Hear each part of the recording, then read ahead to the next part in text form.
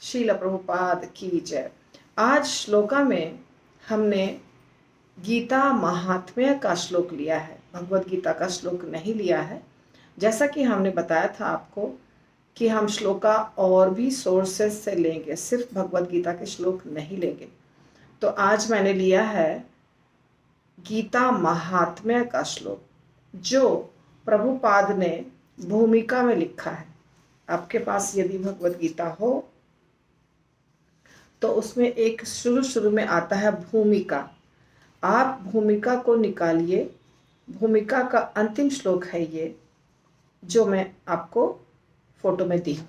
ठीक है।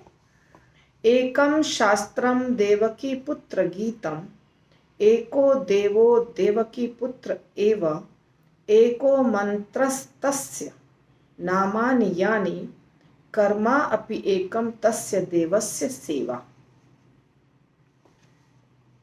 बहुत सुंदर श्लोक है। इस श्लोक के बारे में मैंने एक वर्णन पढ़ा है कि एक बार वल्लभाचार्य और बाकी सारे संप्रदाय के बड़े बड़े साधु महात्मा पहुंचे थे जगन्नाथपुरी। 4 संप्रदाय है ना, चारों संप्रदाय के बहुत महान भक्त पहुंचे थे और वहां पे चर्चा चल रही थी भगवान के बारे में। तो उसमें 4 प्रश्न रखा गया था। एक शास्त्र का नाम बताइए जो उत्तम है, एक भगवान का नाम बताइए, एक मंत्र का नाम बताइए, और एक कर्तव्य जो हमारा कर्म है उसका क्या करना चाहिए वो बताइए। तो 4 प्रश्न थे।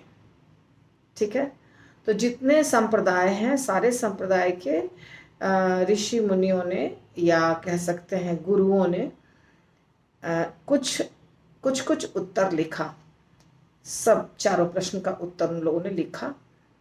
और वल्लभाचार्य ने, जो वल्लभ संप्रदाय के हैं आचार्य, उन्होंने लिखा कि एक शास्त्र है भगवत गीता, एक भगवान है कृष्ण, एक मंत्र है कृष्ण का नाम, और एक कर्म है कृष्ण की सेवा। ऐसा उत्तर दिया वल्लभाचार्य, पूज्य वल्लभाचार्य ने। तो उसके बाद जगन्नाथ भगवान का पट बंद कर दिया गया, अर्थात सब लोगों के बीच में बातें हुई, सब लोगों ने प्रश्न उत्तर किया, और ऐसा प्रश्न उत्तर होने के बाद जगन्नाथ भगवान का जो पट है बंद कर दिया गया।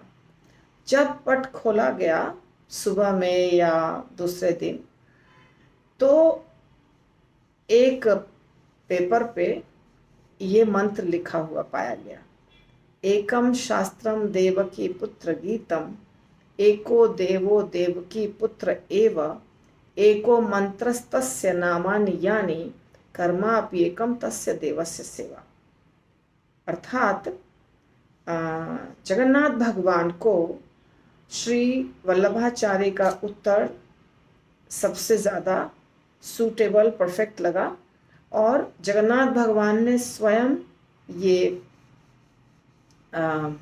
श्लोका बना के दिया। तो ये मैंने पढ़ा है नेट पे।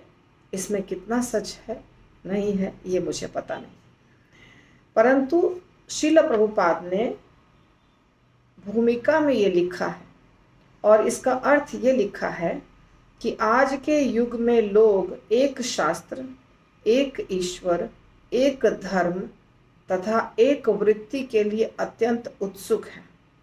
अतएव एकम शास्त्रम देवकी पुत्र गीतम, केवल एक शास्त्र भगवत गीता हो जो सारे विश्व के लिए हो। एको देवो देवकी पुत्र एव, सारे विश्व के लिए एक ईश्वर हो श्री कृष्ण। एको मंत्र तस्य नामानि, और एक मंत्र हो, एक प्रार्थना हो, उनके नाम का कीर्तन। हरे कृष्ण कृष्ण कृष्ण हरे हरे, हरे राम राम राम हरे हरे। कर्मा अपि एकम तस्य देवस्य सेवा, और केवल एक ही कार्य हो भगवान की सेवा। और ये श्लोक लिया गया है गीता महात्म्य से, 7 नंबर श्लोक। तो ये हो गया इस श्लोक के बारे में। साधारण तरीके से हम समझेंगे। एकम शास्त्रम देवकी पुत्र गीतम। देवकी पुत्र यानी कृष्ण, देवकी माता कृष्ण की माता थी। तो देवकी पुत्र गीतम, देवकी के पुत्र ने जो गीत गाया है वही एकमात्र शास्त्र है, तो वो है भगवत गीता। क्योंकि देवकी माता के पुत्र श्री कृष्ण ने एक गीत गाया है जिसको कहते हैं भगवत गीता। एको देवो देवकी पुत्र एव, एक ही देवता होने चाहिए सारे विश्व के लिए, और वो होने चाहिए देवकी पुत्र अर्थात फिर से कृष्ण। एको मंत्र तस्य नामानि यानी, एक ही मंत्र होना चाहिए जो तस्य यानी देवकी पुत्र उनको क्या करता हो, प्रणाम करता हो, उनका गुणगान करता हो। तो जो भगवान कृष्ण का गुणगान करता है मंत्र वो है हरे कृष्णा महामंत्र, ठीक है। और कर्मा अपि एकम तस्य देवस्य सेवा, और एक ही कर्म हो। तस्य यहाँ जब आ रहा है तो ये प्रोनाउन है, अर्थात जब हम किसी के बारे में चर्चा करते हैं शुरू के लाइन में उसको नाउन कहते हैं, संज्ञा, हिंदी में संज्ञा कहते हैं। और उसके बारे में जब हम कहते हैं वह, उसका, उसके, उसके लिए, तो वो हो जाता है वही व्यक्ति जो पहले आया था। अर्थात यदि कृष्ण पहले आए हैं 2 लाइन में, देवकी पुत्र देवकी पुत्र, तो अब जब उसका कहा जा रहा है तो उनकी वो प्रोनाउन हो गया उन्हीं के बारे में।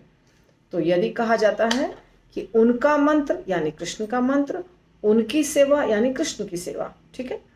तो एकम शास्त्रम देवकी पुत्र गीतम, एको देवो देवकी पुत्र एव, एको मंत्र तस्य नामानि यानि, कर्मा अपि एकम तस्य देवस्य सेवा। कर्म भी एक ही होना चाहिए, तस्य देवस्य सेवा अर्थात उसी भगवान की सेवा।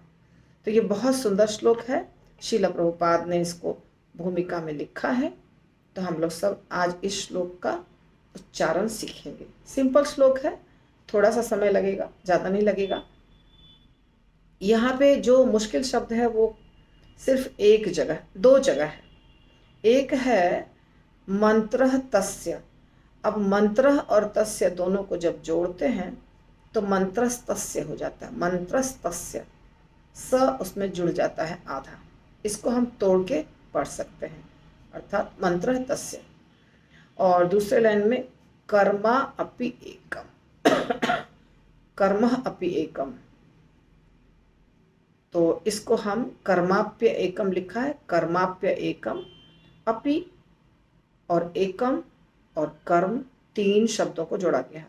कर्म अपि एकम, कर्म और अपि मिला तो हो गया कर्मापि, और एकम मिला तो कर्माप्येकम, कर्माप्य एकम, कर्म अपि एकम, ऐसा हम बोल सकते हैं। कर्म अपि एकम या कर्मापि एकम तस्य देवस्य सेवा, ठीक है। तो मैंने 2 जगह तोड़ा है शब्दों को, विच्छेद किया है संधि को, तो जिससे आपका आसान हो जाएगा। 4 लाइन का श्लोक है तो इसमें कहीं रुकना नहीं है। एकम शास्त्रम देवकी पुत्र गीतम, एको देवो देवकी पुत्र एव, ठीक है। तो ये हो गया एको मंत्र तस्य नामानि यानि, कर्मापि एकम तस्य देवस्य सेवा। सिंपल शब्द, सिंपल हो गया। तो अब हम लोग प्रैक्टिस करने की कोशिश करेंगे।